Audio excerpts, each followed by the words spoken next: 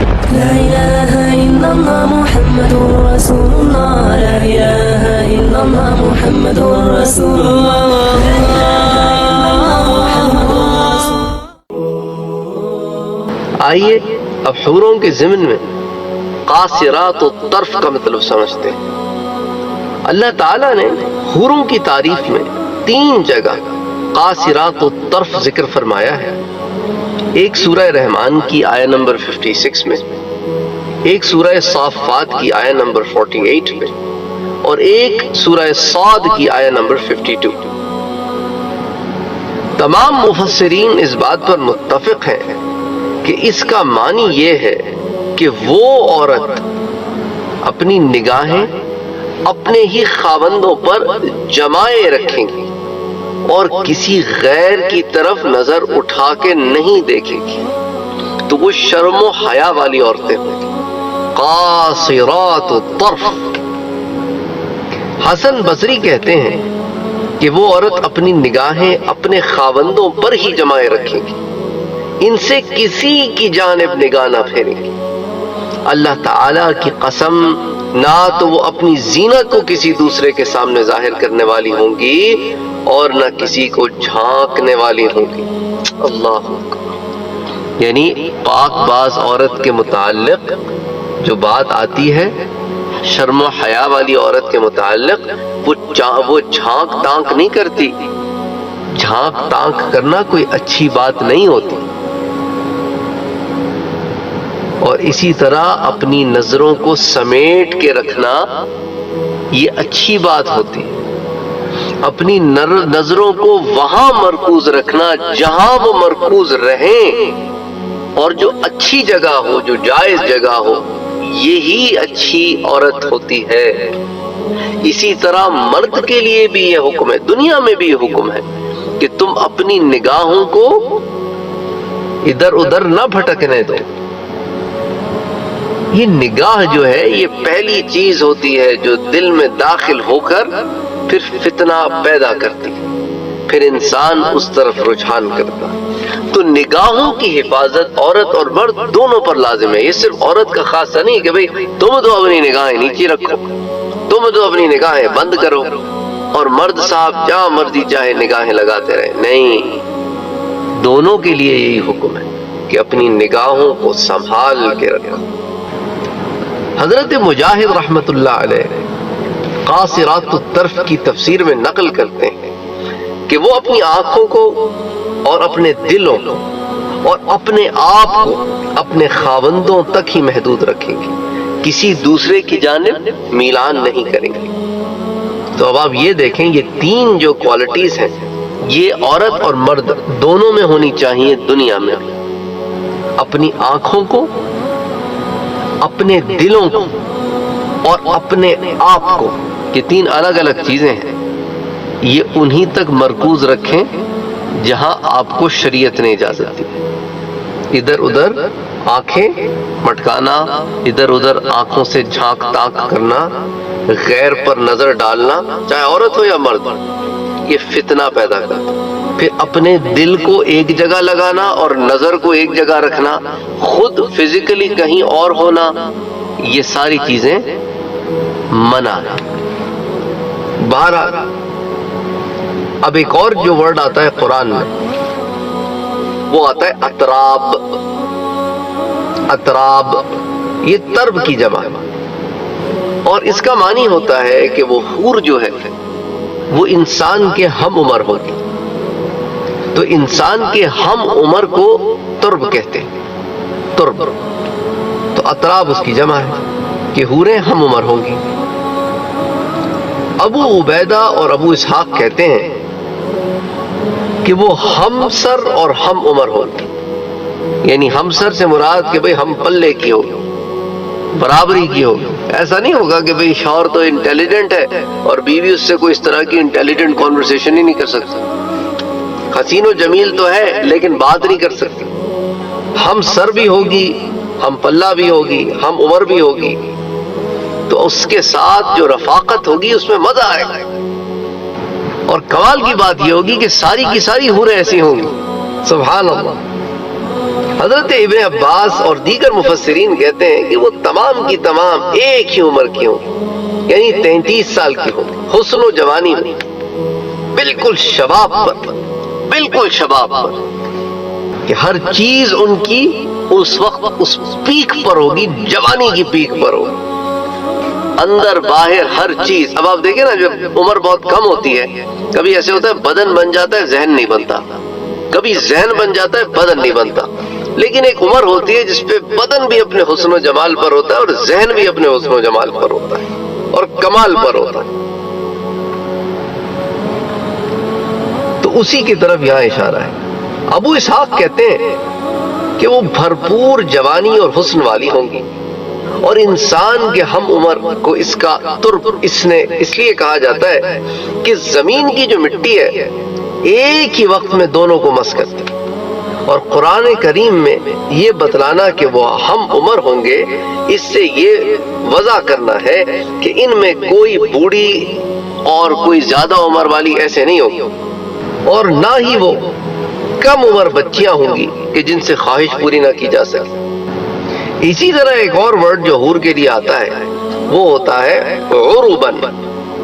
عروبن یہ جمع ہے عروب کی، اور یہ ان عورتوں کو کہا جاتا ہے جو اپنے خاوندوں کو پیار کرنے والی، اس لیے کہا عروبن اترابا۔ اتراب تو میں نے آپ کو بتا دیا، عرب کا مطلب کیا ہے؟ وہ عورتیں جو اپنے خاوندوں کو پیار کرنے والی ہوں۔ تو ہم اثر بھی ہوں گی، ہم پلہ بھی ہوں گی، ہم فہم بھی ہوں گی، ہم سمجھ بھی ہوں گی، حسن و جمال کا پیکر ہوں گی، قاصرات و طرف ہوں گی، نگاہوں کو نیچے رکھنے والی ہوں گی، دلوں سے، جسموں سے، نگاہوں سے ساری کی ساری اپنے خاوند کی ہوگی، اور ساتھ ساتھ کیا ہوگی؟ عرب والی بھی ہوگی، پیار کرنے والی بھی ہوگی۔ ابن العربی کہتے ہیں کہ عروب وہ عورت ہوتی ہے جو اپنے خاوند کی فرما بردار اور اس کی جانب محبوب ہو، تو فرما بردار بھی ہوں گی، اطاعت گزار بھی ہوں گی۔ علامہ ابن قیم کہتے ہیں کہ عروب اس سے مراد عورت کا جماع کے وقت اپنے خاوند کے سامنے اچھے انداز سے لیٹنا اور نرمی کرنا مراد ہے۔ تو اس سے ایک مطلب یہ بھی نکلتا ہے کہ جب وہ دونوں ملیں گے اور ان کی ملاقات ہوگی، جب جماع ہوگا، تو اس کو اس کے بھی آداب آتے ہوں گے، وہ بھی ایسے طریقے سے کرے گی کہ مرد کو اچھا لگے گا، اس میں بھی مرد کو انجوائے کرے گا، اس میں بھی اس کو پیار ملے گا، اور وہ چیز ملے گی جو اس خواہش کرتا، تو اس کو وہ آداب بھی آتے ہوں گے۔ مبرد رحمت اللہ علیہ کہتے ہیں کہ عروب وہ عورت ہوتی ہے جو اپنے خاوند پر عاشق ہو۔ مفسرین کرام نے عرب کی تفسیر میں ذکر کیا ہے کہ بے شک وہ عشق کرنے والی، پیار دلانے والی، ناز نخرے والی، آنکھوں کے سفید حصے میں سرخ ڈورے والی، بہت زیادہ محبت کرنے والی اور بہت زیادہ شہوت والی، یہ سارے الفاظ جو ہے عرب کے اوپر آتے ہیں۔ تو اب آپ اندازہ کر لیں کہ لفظ عرب سے اللہ تعالیٰ نے کتنی کوالٹیز اس میں جمع کر دی۔ تو لغت کے ماہرین، عربی زبان کے ماہرین، حدیثوں کے ماہرین، تفسیروں کے ماہرین، ان تمام لوگوں کی جو رائے ہے عرب کے متعلق، وہ یہاں میں نے آپ کے سامنے یہاں سمٹ کے یہ رکھ دی ہے کہ اب آپ کا ذہن جس طرف زیادہ رجحان کرے وہ چیز اس میں پائی جائے گی۔ اچھا، اسی طرح ایک اور ورڈ آتا ہے کواعب۔ کواعب، اچھا کہیں کہا نا عروباً اترابا، کہیں کواعب کا بھی ذکر آتا ہے۔ تو کواعب جو ہے نا، کواعب کاعب کی جمع ہے، اور وہ ایسی عورت کو کہتے ہیں کہ جس کی چھاتی، جس کے پستان جو ہے وہ ابھرے ہوئے۔ حضرت کلبی کہتے ہیں کہ گول پستان ابھرے ہوئے ہوں، اس کو کاعب کہتے ہیں۔ تو کواعب کاعب کی جمع ہے۔ اچھا، اس لفظ کا جو اصل معنی گولائی ہے، اور مراد یہ ہے کہ اس کے پستان انار کی طرح ابھرے ہوئے ہوں گے، نیچے کی جانب لٹکے ہوئے نہیں ہوں گے،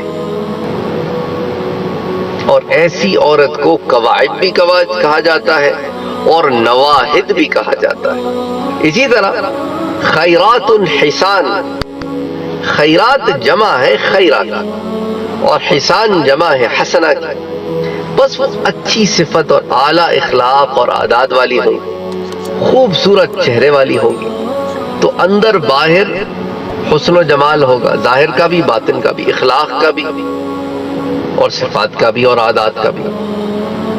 حضرت وکی نے اپنی سند کے ساتھ حضرت عبداللہ سے روایت کی، حضرت عبداللہ ابن مسعود سے روایت کی ہے کہ انہوں نے فرمایا کہ ہر مسلمان کو خیرہ ملے گی، اچھی صفتوں والی، اعلیٰ صفتوں والی، تو ہر مسلمان کو خیرہ ملے گی، اور ہر خیرہ کہ اس کے لیے ایک خیمہ ہوگا، اور ہر خیمے کے 4 دروازے ہوں گے، ان میں سے ہر دروازے سے ہر دن ایسے تحفے اور ہدایا اور بزرگی لے کر فرشتے داخل ہوں گے جو اس سے پہلے اس کو نہ ملے ہوں گے۔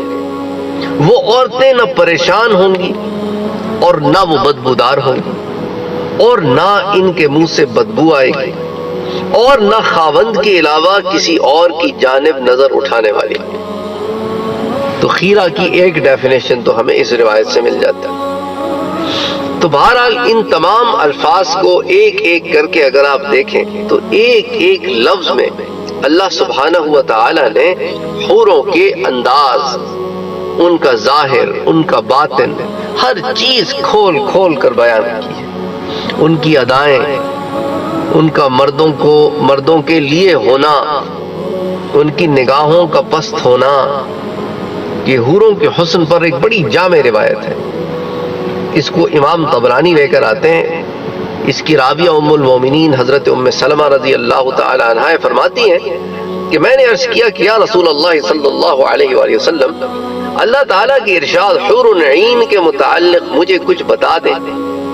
تو آپ نے ارشاد فرمایا کہ حور کا معنی موٹی آنکھوں والی، دلچسپ سیاہ اور سفید آنکھوں والی، گدھ کے پروں کی طرح۔ میں نے عرض کیا کہ یا رسول اللہ، مجھے ارشاد خداوندی کہ انہم لؤلؤ مکنون کے بارے میں وضاحت کرتے ہیں۔ تو آپ نے فرمایا کہ ان کی صفائی اس موتی کی طرح ہوگی جو سیپی میں ہو اور اس کو کسی نے ہاتھ سے نہ چھوا ہو۔ میں نے عرض کیا کہ مجھے ارشاد خداوندی فیہن خیرات حسان اس کے بارے میں بتا دیں۔ تو آپ نے فرمایا کہ خیرات کا مطلب یہ ہے کہ وہ اخلاق کے لحاظ سے اعلیٰ، اور حسان کا معنی یہ ہے کہ وہ چہرے کے لحاظ سے خوبصورت ہوں گی۔ ام سلمہ فرماتی ہیں پھر میں نے پوچھا اللہ کے رسول، مجھے کأنہم بیض مکنون اس کی بھی تفسیر بتلا دیں۔ تو حضور نے فرمایا کہ ان کی باریکی ایسی ہوگی جیسے انڈوں کے اندر اس جھلی کی باریکی آپ دیکھتی ہیں کہ جو چھلکے کے قریب ہو۔ فرماتی ہیں میں نے پوچھا اے اللہ کے رسول، مجھے عرباً اترابا کے بارے میں بھی بتائیں۔ تو آپ نے فرمایا وہ عورتیں جو اس دنیا سے بوڑھی، کمزور اعضاء والی، کمزور نظر والی جب قبض کی گئیں، ان کو اللہ تعالیٰ بڑھاپے کے بعد پیدا کرے گا تو ان کو کنواری بنا دے گا۔ سبحان اللہ سبحان اللہ، یعنی دنیا والی عورتوں کا بھی ذکر ہے، اور حوریں تو ہوں گی ایسی کہ جو کنواری ہوں گی تو بالکل انہیں کسی نے چھوا ہوگا، اور یہ دنیا والی عورتیں بھی جیسا کہ میں نے آپ سے عرض کیا کہ یہ ہر ملاقات کے بعد پھر کنواری ہو جائیں گے۔ سبحان اللہ سبحان اللہ سبحان اللہ، کیونکہ جنت میں تو کسی چیز پہ زوال ہے ہی نہیں، کوئی تغیر ہی نہیں ہے، حسن و جمال بڑھے گا، چیز کوئی گھٹے گی نہیں، بڑھے گی ضرور، گھٹے گی نہیں۔ اسی طرح جیسا میں نے آپ سے پہلے عرض کیا تھا کہ دنیاوی عورتوں کو حوروں پر فضیلت ہے، تو یہ جو روایت ہے جو پہلے بھی آپ کے سامنے میں نے ذکر کی تھی، یہ خواتین اکثر پوچھتی ہیں کہ بھئی یہ تینیں تو حوریں مل جائیں گی، تو بھئی حوریں تو ملیں گی، ساتھ تم بھی تو ملو گی، اور تم تو حوروں سے افضل ہو۔ حضرت ام سلمہ کی جو روایت میں نے آپ سے بیان کی تھی کہ انہوں نے حضور سے دریافت کیا تھا کہ دنیا کی عورتیں افضل ہیں یا حور عین، حور عین سے ڈائریکٹ انہوں نے حور عین سے مقابل کیا کہ بھئی یہاں کی عورتیں اچھی ہیں، حور عین اچھی ہیں۔ تو حضور نے فرمایا کہ بھئی حور عین سے دنیا کی عورتیں اس طرح افضل ہیں کہ جس طرح ظاہر کا ریشم اندر کے کپڑے سے افضل ہوتا ہے۔ تو فرماتی ہیں کہ میں نے حضور سے اس کی وجہ پوچھی، تو آپ نے فرمایا کہ ان کی نمازوں کی وجہ سے، ان کے روزوں کی وجہ سے اور ان کا اللہ تعالیٰ کی عبادت کرنے کی وجہ سے اللہ ان کے چہروں کو نور اور جسموں کو ریشم کا لباس پہنائے گا.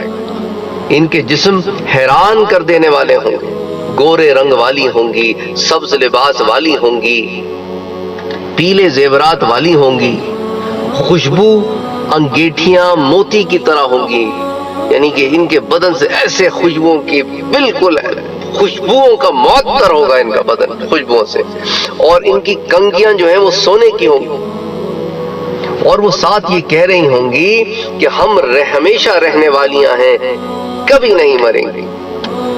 نحن الخالدات فلا نموت ونحن النعمات فلا تبائس ابدا، اور ہم ناز نخرے والیاں ہیں، کبھی بدحالی کا شکار نہ ہوں گی، اور ہم ٹھہرنے والیاں ہیں، کبھی کسی جگہ کوچ کر کے نہ جائیں گی، اور ہم راضی ہونے والیاں ہیں، کبھی ناراض نہیں ہوں گی. سعادت ہے اس شخص کے لیے جس کے لیے ہم ہیں اور وہ ہمارے لیے ہے. طوبی لمن کان لہ وکان لنا. حضرت حبان بن ابی حبلہ رحمۃ اللہ علیہ کہتے ہیں کہ دنیا کی عورتیں جب جنت میں داخل ہوں گی تو ان کو دنیا میں نیک اعمال کرنے کی وجہ سے حوروں پر فضیلت عطا فرمائی جائے گی، تو درجے میں بھی اور حسن میں بھی. امام قرطبی کہتے ہیں کہ یہ بات حضور صلی اللہ علیہ وآلہ وسلم سے مرفوعاً روایت کی گئی ہے کہ آپ نے ارشاد فرمایا کہ دنیاوی عورتیں حوروں سے 70,000 گنا افضل ہوں گی، یعنی کہ 70,000 گنا سے مراد کیا ہے کہ infinitely more prettier and more beautiful, more attractive, far better than حور. یہ تذکرۃ القرطبی کی جلد نمبر 2 صفحہ نمبر 774 کے اوپر یہ روایت آتی ہے، یہ قول آتا ہے. تو بہرحال انشاءاللہ تعالی پھر اگلے درس میں کچھ اور تفصیلات آپ کے سامنے رکھیں گے. وما علینا الا البلاغ.